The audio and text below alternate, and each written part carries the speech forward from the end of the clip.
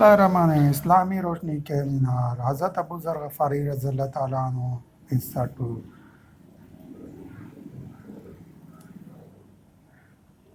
نام و نسب و اولیاء۔ حضرت ابو ذر غفاری رضی اللہ تعالیٰ عنہ کا نام جندب بن جنادہ بن سفیان بن عبید بن حرام بن غفار تھا۔ کنیت ابو ذر، لقب شیخ الاسلام تھا۔ قبیلے سے تعلق کی بنا پر حضرت ابو ذر غفاری رضی اللہ تعالیٰ عنہ مشہور ہوئے۔ ان کا شمار سابقون الاولون میں ہوتا تھا۔ والدہ کا نام رملہ بنت وقیہ غفاریہ تھا۔ حضرت ابو ذر مکی یا مدنی نہیں تھے، بلکہ عربوں کے ایک جنگجو قبیلے سے تعلق رکھتے تھے۔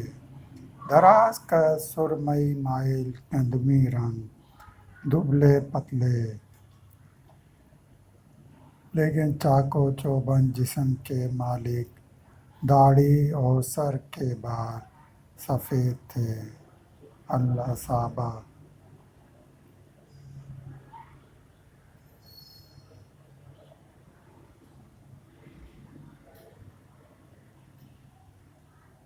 مکہ میں قیام اور حضرت علی رضی اللہ تعالیٰ عنہ سے ملاقات۔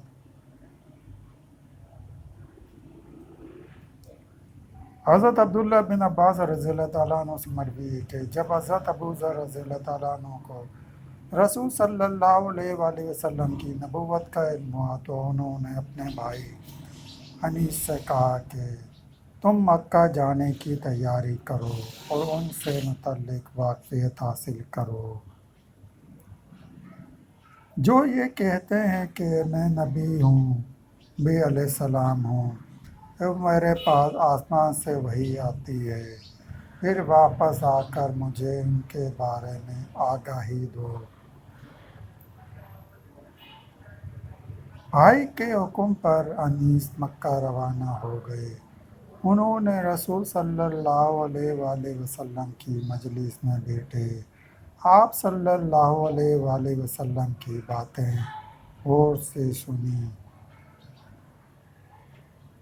پھر واپس آ کر حضرت ابو ذر رضی اللہ تعالیٰ عنہ کو بتایا، میں ان سے ملا ہوں، انہیں خود دیکھا ہے، وہ لوگوں کو اچھے اخلاق کا حکم دیتے ہیں، اور میں نے ان سے جو کلام سنا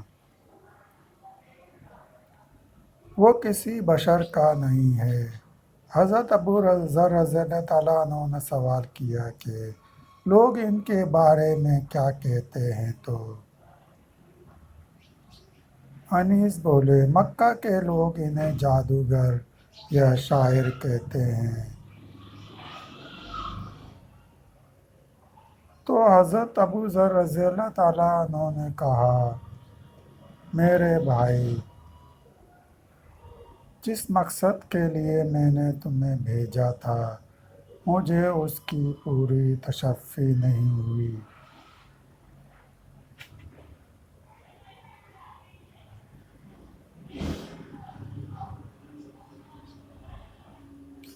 آخر انہوں نے خود سامان سفر باندھا، پانی سے بھرا ایک پرانا مشکیزہ ساتھ لیا اور مکہ چلے آئے۔ بھائی انیس نے آگاہ کر دیا تھا کہ مکہ والے خطرناک لوگ ہیں، ان سے ذرا بچ کر رہیے گا۔ تو حضرت ابو ذر رضی اللہ تعالیٰ عنہ خانہ کعبہ میں رسول صلی اللہ علیہ وآلہ وسلم کو تلاش کرتے رہے، پہچانتے نہیں تھے۔ بھائی کے مشورے کے پیش نظر کسی سے پوچھنا بھی مناسب نہیں تھا۔ کچھ رات گزر گئی، خانہ کعبہ کے ایک کونے میں لیٹے ہوئے تھے کہ اسی دوران سیدنا حضرت علی رضی اللہ تعالیٰ عنہ کا ادھر سے گزر ہوا۔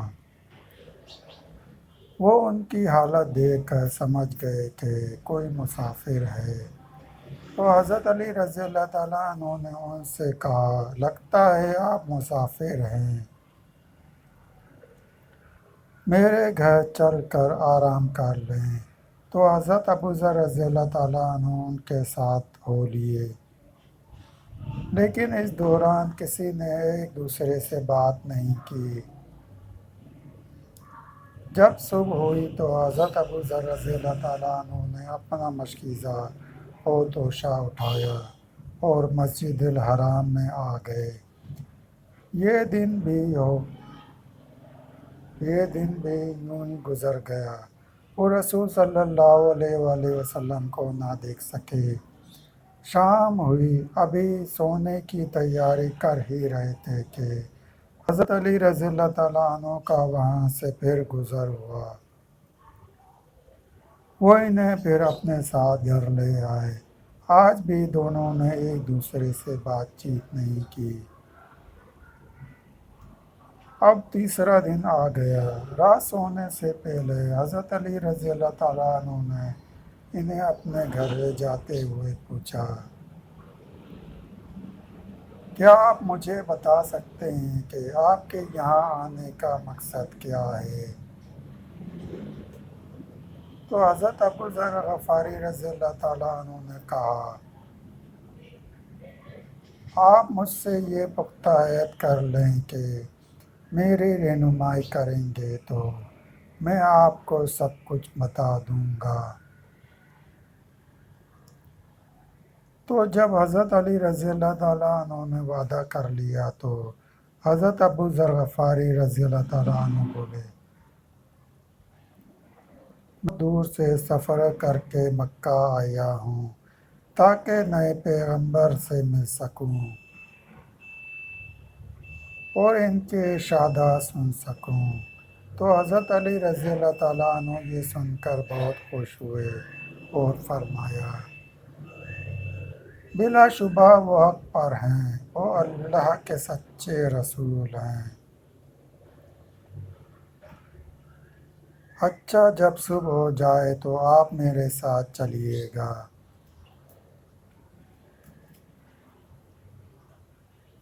اگر راستے میں مجھے کوئی خطرہ نظر آیا تو میں کسی دیوار کے قریب کھڑا ہو جاؤں گا۔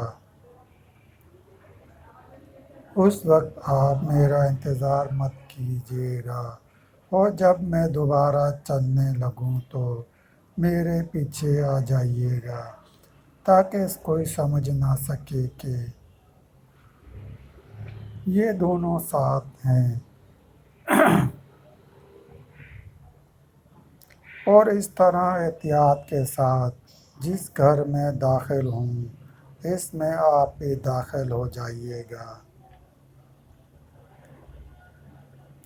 تو انہوں نے ایسا ہی کیا اور پیچھے پیچھے چلتے رہے یہاں تک کہ وہ نبی کریم صلی اللہ علیہ وآلہ وسلم کی خدمت میں پہنچ گئے۔ صحیح مسلم، صحیح بخاری۔